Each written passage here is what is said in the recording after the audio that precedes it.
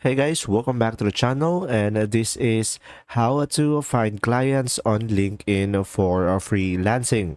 So guys, first thing that you will do is simply go to linkedin.com, and from here guys, just simply go ahead and sign in into your account. And once you are signed in, just simply go ahead and use the search button at the top over here, and after that just simply search for what type of work would you prefer. Let's say I'm gonna go for voiceover, and now as you can see, you should be able to see here multiple opportunities. So from here guys, just simply go to jobs over here,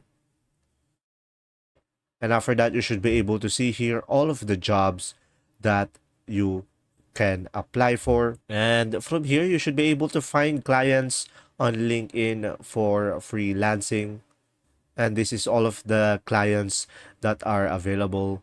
And from here, once you have select your preferred application, just simply click on easy apply and just simply provide the necessary information to apply, and there you go. If this video was helpful, please like and subscribe, and thanks for watching. See ya.